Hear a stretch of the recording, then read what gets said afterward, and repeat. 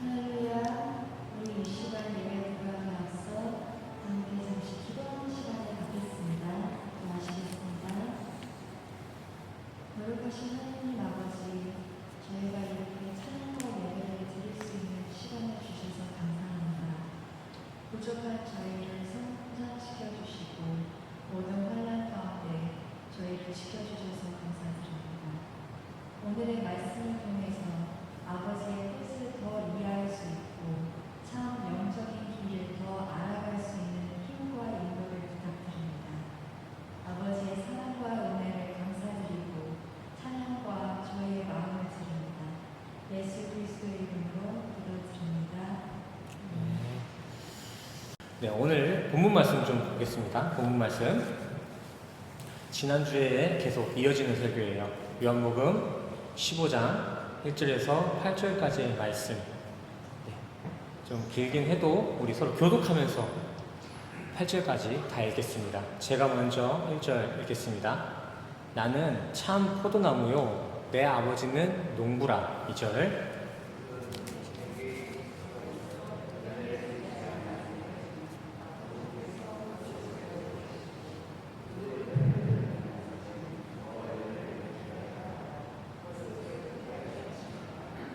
3절이요. 너희는 내가 일러준 말로 이미 깨끗하여졌으니.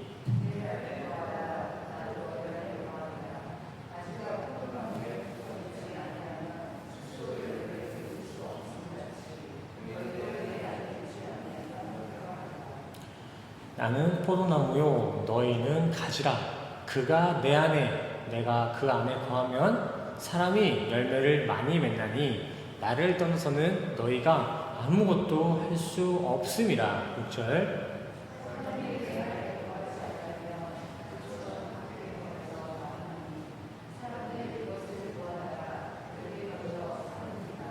7절 너희가 내 안에 거하고 내 말이 너희 안에 거하면 무엇이든지 원하는 대로 구하라. 그리하면 이루리라. 8절을 함께 읽겠습니다. 시작. 너희가 열매를 많이 맺으면 내 아버지께서 영광을 받으실 것이요 너희는 내 제자가 되리라. 아멘. 할렐루야. 지난 시간 우리는 예수님과 제자들의 그 마지막 만찬 이후 긴밀하게 이뤄졌던 고별 강화, 다락방 설교의 일부였던 포도나무 비유 이야기를 함께 살펴봤습니다. 당장 지난주에 함께 나눴던 똑같은 내용이지만 기억에 분명하게 새겨질 수 있도록 지난주 설교의 큰 그림만 다시 한번 그려보도록 하겠습니다. 지난 시간 함께 나눈 포도나무 비유에서는 크게 세 가지 대상이 비유 표현으로 사용되었다고 제가 말씀드렸는데 그것이 무엇인지 다 기억하고 계신가요? 이거 안 되는데 넘겨주시겠어요? 네. 그림에 보셔서 아시다시피 농부와 포도와 가지 이렇게 세 가지의 대상들이 비유로 사용되어집니다. 그렇다면 바로 이어서 이 세 가지의 비유들이 어떠한 대상들을 설명하고 있는지 그것도 기억하고 계신가요? 네, 먼저 포도나무. 저 포도나무는 무엇을 비유하고 있었죠? 포도나무. 한번 생각해 보세요. 리마인드를 계속 공부하듯이 한번 생각해 보시기 바랍니다.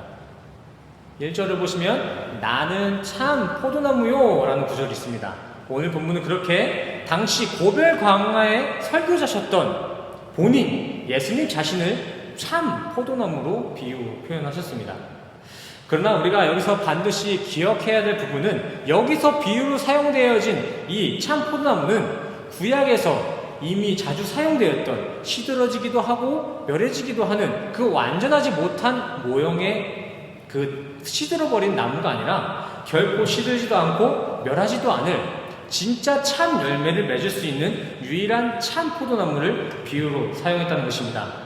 이렇게 다시 한번 구절을 보시면서 오늘 본문의 포도나무는 그냥 예수를 비유하고 있는구나 이 정도로 간과하지 마시고 꼭 이 포도나무 앞에 붙어있는 참이라는 형용사까지 같이 해석에 적용하셔서 하나님의 유일한 아들 모노게네스 독생자 예수가 알레티노스 진짜 참 열매를 맺는 유일한 참 포도나무로 비유되고 있을까지를 우리는 인지하고 있을 필요가 있습니다. 다음 또 가지가 있습니다. 가지. 이 가지는 누구를 비유하는 표현이었죠? 가지. 꼭 그게 대답을 안 하셔도 머릿속에서는 계속 대답을 하셔야 돼요. 이 가지가 비유하고 있었던 것. 네, 가지는 1차적으로 예수님과 함께 설교를 나누고 있었던 그 제자들, 그 청중 제자들을 지금 가르치고 있습니다. 더 면밀하게 말씀드리자면은 12제자들의 그 완전체가 아니라 사탄의 마음을 받았던 그 가룟 유다가 제외되고 이제 피요한 11제자들이 지금 오늘 포도나무 비유의 가지로서 비유되고 있습니다. 하지만 결론적으로는 오늘 가지로 비유된 대상은 그 11제자로부터 시작되어서 현 시대를 살아가고 있는 같은 신앙의 선상을 걷고 있는 우리들까지 포함하고 있는 게 오늘 비유의 가지입니다. 가지. 쉽게 얘기해서 옛날 2000년 전 제자들의 얘기라고 생각하시지 마시고 오늘 이 얘기는 내 얘기하고 있는 거구나 하면서 오늘 말씀에 임하시면 될 것 같습니다. 근데 또 여기서 비유된 성도는 그냥 교회만 왔다가 갔다가 하는 출석 교인이 아닌 참 포도나무이신 이 예수, 이 말씀으로 오신 예수와 온전히 연합이 되어진 성도, 가룟 유다와 같이 겉으로는 제자의 모습을 띠며 근데 그 마음의 중심은 여전히 세상의 에너지를 숭배하는 그런 가짜 성도, 가짜 제자가 아니라 세상엔 죽고 말씀으로 다시 살아난 우리 성도, 말씀이 공급해주는 그 에너지만으로 온전히 살아가는 산 제물의 성도를 의미합니다. 정리해보면 오늘 포도나무 설교의 가지로 비유된 대상은 성경 말씀으로 하나님과 혈연을 맺은 우리 성도들입니다. 하나님의 자녀들. 자, 그럼 이제 마지막 농부가 남았습니다. 농부는 무엇을 비유하는 대상이었죠? 1절에 나와 있어요. 내 아버지, 예수 그리스도의 아버지 하나님을 농부로 비유했습니다. 다 기억하시는 거죠, 지금? 다 기억나시는 거죠? 네. 자, 그러면 이제 결론적으로 지난주 이 포도나무 설교를 통해 우리가 깨달아야 했던 것은 무엇이었을까요? 이 포도나무의 비유가 우리에게 궁극적으로 전하고자 했던 그 메시지, 그 결과가 무엇이었죠? 각자가 설교를 듣고 이렇게 마음속에 가지고 있는 결과는 다 다르겠지만 이 한 가지는 피해야 돼요. 지난 시간 함께 설교를 나누고도 여전히 알미니안주의자들이나 휴머니스트들이 주장한 것처럼 하나님께 버려질까봐 두려워하는 그 종교생활, 자력으로 열매를 맺기 위한 더 뜨거운 열심의 관점으로 오늘 포도나무 비유를 인지하고 계시다면은 오늘 설교도 오늘 설교지만 이제 집에 돌아가셔서 먼저 지난주 설교를 꼭 다시 한번 확인하시고 오늘 설교가 어떻게 이렇게 흘러가고 있는지를 다시 한번 확인하시길 바랍니다. 결론적으로 지난주 15장 말씀을 통해 함께 나눴던 그 포도나무 비유가 우리 성도들에게 주는 그 메시지는 종교적 열심이나 두려움이 아닌 농부의 은혜, 하나님의 돌보심이었습니다. 하나님의 돌보심. 오늘 비유의 목적은 농부이신 하나님께서 너희가 열매 맺지 못한 못난 가지라면 그 못난 가지들은 다 제거해버리겠다라는 그런 극단적인 심판 메시지가 아니라 우리가 정말 근본적으로 참 포도나무이신 예수와 연합되어 있는 그 예수 연합의 성도가 맞다면 농부이신 하나님은 열매 하나 맺지 못하는 못난 가지, 못난 성도라고 할지라도 이 못난 가지들을 어떻게 해서든 열매 맺는 가지로서 열매 맺을 수 있는 그 합한 가지로서 만들어 내신다는 하나님의 돌보신 은혜의 메시지입니다. 자기 자식들이 성적이 잘 안 나오면은 아이고 저 못난 놈 갖다 버리든가 해야지 이러지 않고 매를 대서라도 어떻게 해서든 그 성적이 올라갈 수 있도록 그 열심을 부리는 것, 그런 부모의 마음과 같이 하나님은 그렇게 어떻게 해서든 자식의 자식들인 우리 성도들을 열매 맺게 합한 자로 만들어 가신다는 것입니다. 그러기에 오히려 오늘 본문은 뭘 이뤄내야지만이 구원을 이룰 수 있다는 공로주의자들, 뭘 지켜내야지만이 구원을 이룰 수 있다는 율법주의들과 같은 그러한 인간 중심의 무리들은 되려 이 말씀들을 기피해야 돼요. 오늘 말씀의 진리는 그런 인간들로부터 파생되어지는 모든 주장과 행위들을 은혜로 완전 덮어버리는 철저히 전적인 은혜를 설명하는 구절이기 때문에 되려 인간적인 설교를 하는 그들의 무리들은 이 설교를 두려워해야 돼요. 자꾸 인본주의 측에서 이 구절을 자기들 특기인 것 마냥 막 갖다 쓰고 그러는데 그거 자기 무덤 파고 있는 것입니다. 그래서 우리 성도님들만은 제발 속지 말라고, 되려 그렇게 그들이 가장 강력한 무기라고 착각하고 있는 단어 중 하나였던 제거하다라는 표현을 쉽고 간편한 문자 해석 말고 재미도 없고 지루하지만 그 고대 문화와 언어적인 해석을 들어가면서까지 그 은혜로 연결시켜드리는 거예요. 이렇게까지 성경을 보지 않으면은 우리도 마찬가지로 그러한 이단들에 빠져 들어갈 수 있어서 조금 어렵고 힘들지만 이렇게 함께 공부하는 시간을 가졌다는 거예요. 속지 않기 위해서.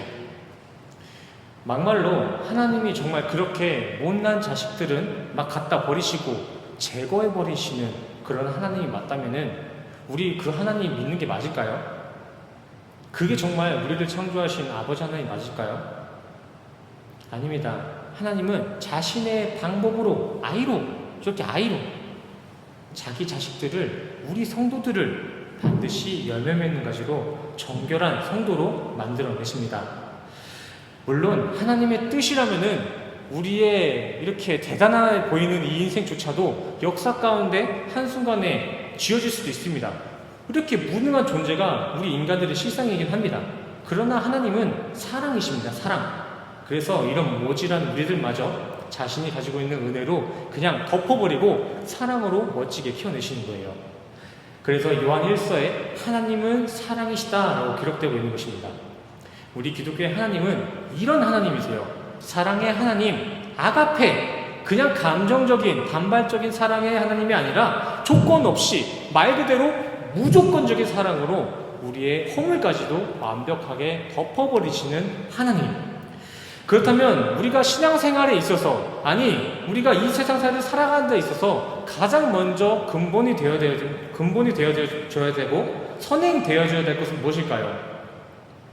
네, 포도나무이신 그 예수, 우리에게 이 말씀으로 오신 그 예수, 이 성경 말씀을 우리의 삶의 가장 고상한 것으로 여기며, 고상한 것, 우리의 삶 가운데 가장 가치 있는 것이 말씀이라 고백하며 그 고상한 말씀 위에 우리의 삶을 세우는 것이 우리 신앙생활의 최우선이고 우리가 할 수 있는 유일한 최선입니다.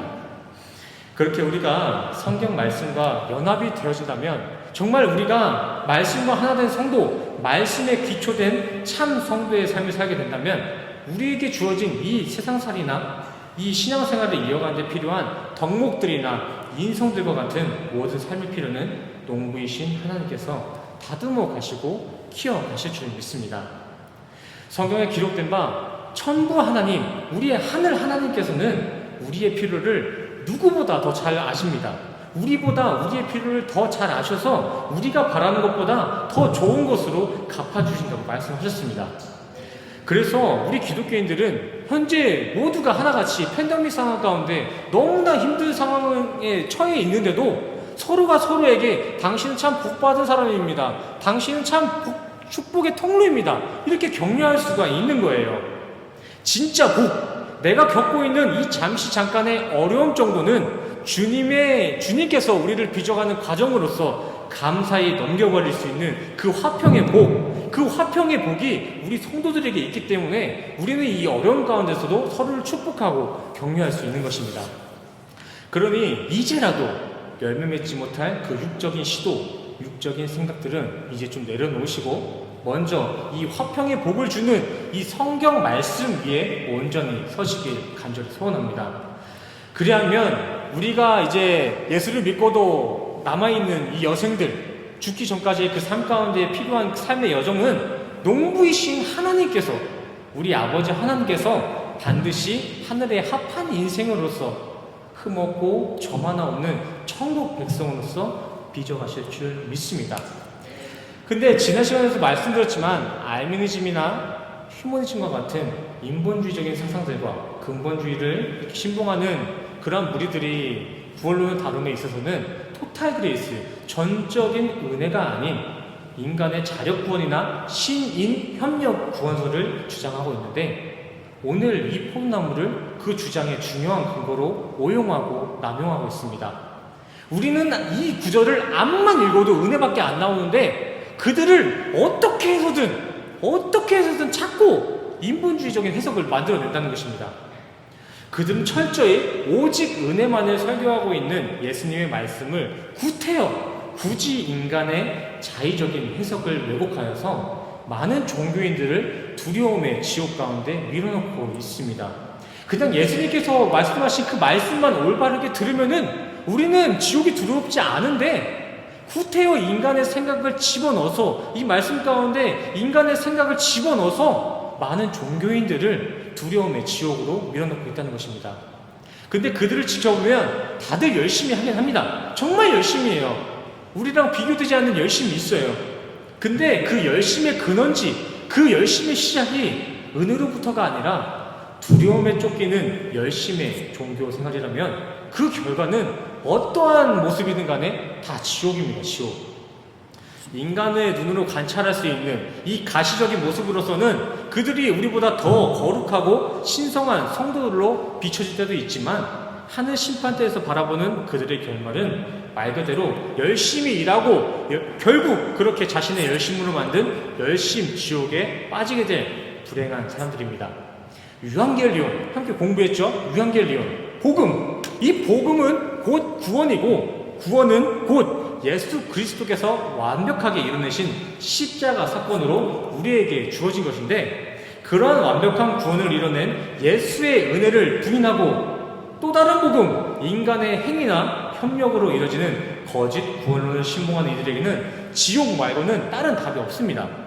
에베소서 2장 9절에 분명히 기록되어 있듯이 구원은 우리의 행위가 아닌 하나님의 은혜로 시작된 그 믿음, 그 은혜의 믿음만이 유일한 구원의 길입니다. 예수님께서도 직접 요한복음 14장 6절에서 구원으로 갈 수 있는 길은 나 하나야, 나만 보고 와야 돼, 분명히 말씀하셨잖아요.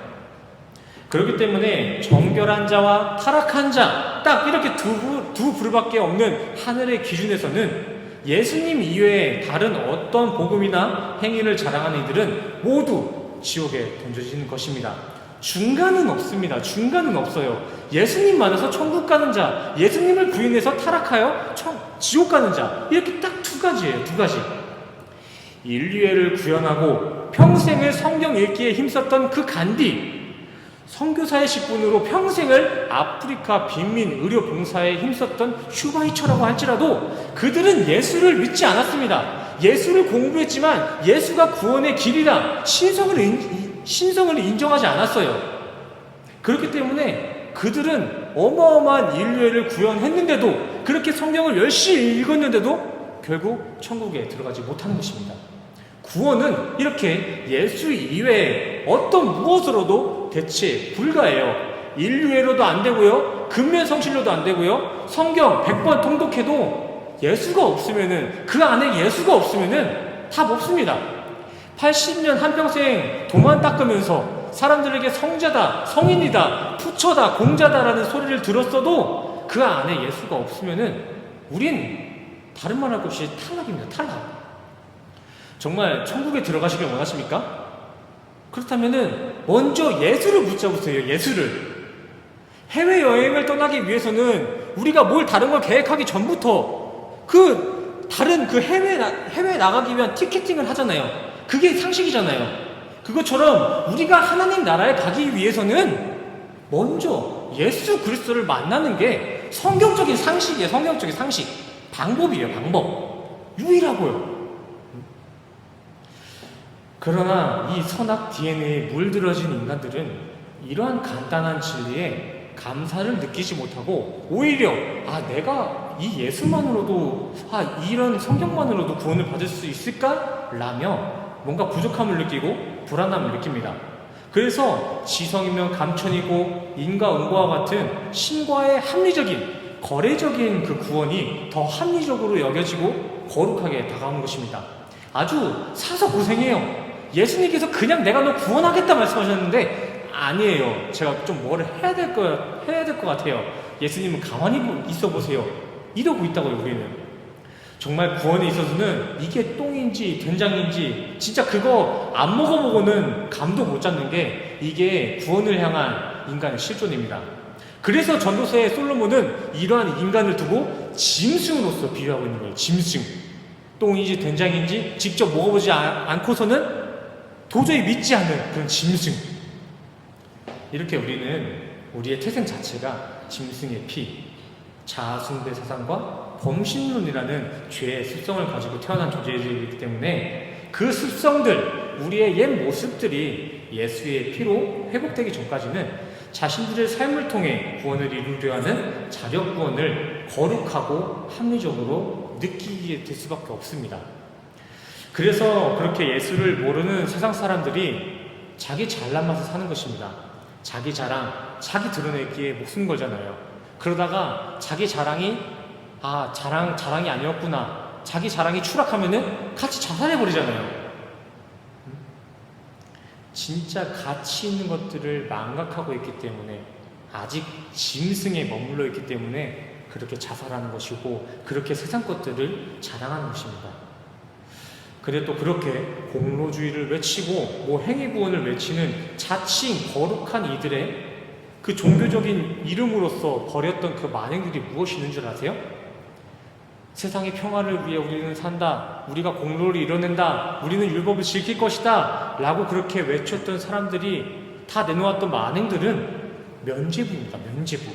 그리고 연옥이고 십자군 전쟁, 유태인 학살, 다 그런 인본주의적인 사상에 찌들은 사람들이 세상에 맛이 가버려가지고 버려들인 만행들이 이렇게 역사로서 다 이렇게 증거되고 있습니다.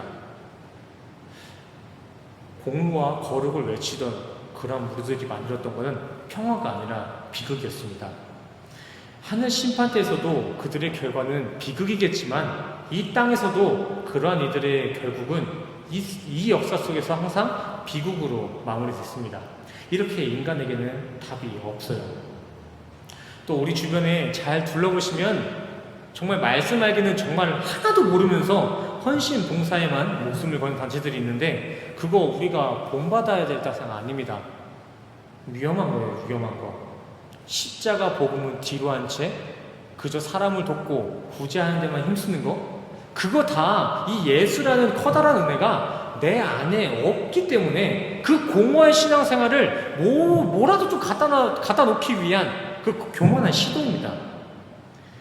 물론 어려운 이웃을 돕고 힘든 사회를 함께 구제하는 모습들은 정말 귀한 모습입니다.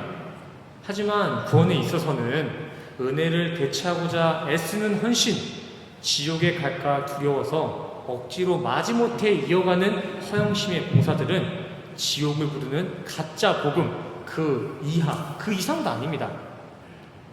그래서 오늘 은혜 구원을 설교하시는 주님께서는 5절 말씀에 너희는 나에게 소속된 가지가 아니면 아무것도 할 수 없다라고 말씀하신 것입니다. 하나님을 믿지 않는 사람들이 아무것도 못하나요? 아니요. 세상 사람들 보세요. 하나님을 부인하는 사람들, 적그리스도인들이 더 잘 살아요. 오늘 말씀은 이렇게 하나님을 믿지 않는 이들은 돈도 못 벌 거고 건강하지도 못할 거다라는 저주나 협박을 하고 있는 것이 아니라, 열매 맺는 천국 구원 사역에 있어서는 예수로부터, 그 은혜로부터 시작되지 않는 모든 일들은 다 소용없다라는 메시지를 주고 있는 거예요. 니들은 내가 주는 에너지, 그 은혜가 주는 열심이 아닌 두려움에 떠밀려온 자력의 열심으로만 그렇게 암만 구제하고 봉사하고 헌신해도 구원에는 아무 소용없다라고 말씀해 주고 계신 것입니다. 정말 주님으로부터 시작된 구원의 합한 삶, 선한 삶을 살고 싶으신가요? 그러면 먼저 예수를 아셔야 됩니다. 은혜를 알고 은혜를 누리시길 바랍니다. 그러면 그러한 천국에 합한 이웃사랑의 모습들, 구제와 헌신 봉사와 같은 세상 선한 이들의 모습들은 두려움으로서가 아니라 내가 받은 은혜의 감격으로 자연스럽게 우리의 삶에 감사와 함께 격발될 것입니다. 우리 안에 내주하고 계신 성령님은 이렇게 우리를 세상 사람들과 똑같이 그 죄의 더러움 가운데 방치하지 아니하시고 죽는 그 끝날까지도 반드시 정결한 성도의 모습으로 성실하게 빚어내시는 아버지세요. 우리 인간들이 스스로 정한 선한 일들로 의인이 되면은 주님께서 우리를 구원하는 것이 아니라 주님께서 우리를 구원하셨다는 그 의, 그 전적인 은혜를 깨닫고 믿는다면 구제나 선교와 같은 선한 이들의 모습은 우리의 삶의 모습 가운데 인간의 모습으로 자연스럽게 격발된다는 것입니다. 어제 청년들이랑 성경 공부를 이렇게 나누면서 이렇게 보여준 비유인데, 이 작은 병이 여기 있고 이 컵에 더 많은 용량의 물을 이렇게 부어 넣으면은 이 물은 이 작은 컵의 바운더리를 넘어서서 이 물이 여기를 덮어낼 것입니다. 그리고 그 물은 이렇게 흘러나갈 거예요. 이처럼 세상을 살아가는 참 기독교인들의 삶에는 이렇게 나보다 더 큰 복음이 내 안에 들어오게 되면은 나는 물론이고 나의 겉모습까지 그 복음으로써 넘치는 물과 같이 그 복음으로 덮여지고 복음이 흘러 보내지게 된다는 것입니다. 하나님은 이렇게 우리를 변화시키시고 다듬어내시고 덮어내셔서 결국 천국의 합한 백성으로 만들어내세요. 이것을 기독교 용어로 성령의 견인, 은혜의 견인이라고 합니다. 예수님께서 누가복음 6장 45절을 통해서 말씀하신 것 같이 우리 안에 선이신 하나님이 가득 채워진다면 당연히 우리의 삶 가운데는 하나님이 기뻐하실 이웃사랑, 하나님 사랑이 흘러넘칠 것이고, 우리 안에 세상에 악이 가득 채워져 있다면 우리의 현실에는 가식적인 구제, 형식적인 헌신과 같은 악함만 나올 것이다 라고 증거됩니다. 우리 마지막 구절 본문 7절 말씀 함께 읽어보도록 하겠습니다. 7절 한번 띄워주세요. 7절 뒤로 돌아가셔서 7절이요. 함께 읽겠습니다. 시작. 너희가 내 안에 거하고 내 말이 너희 안에 거하면 무엇이든지 원하는 대로 구하라. 그리하면 이루리라. 먼저 그냥 구하는 게 아니라 먼저 무엇이 선행되었는지 좀 보세요. 그냥 구하라고 하지 않았습니다. 조건이 있잖아요. 조건이. 다들 한글 잘 읽으시잖아요. 구하면. 근데 구하지 않으면 저거는 아무 소용이 없는 거예요. 조건부에 이루어지는 것이지 그냥 다 된다는 게 아니에요. 거하면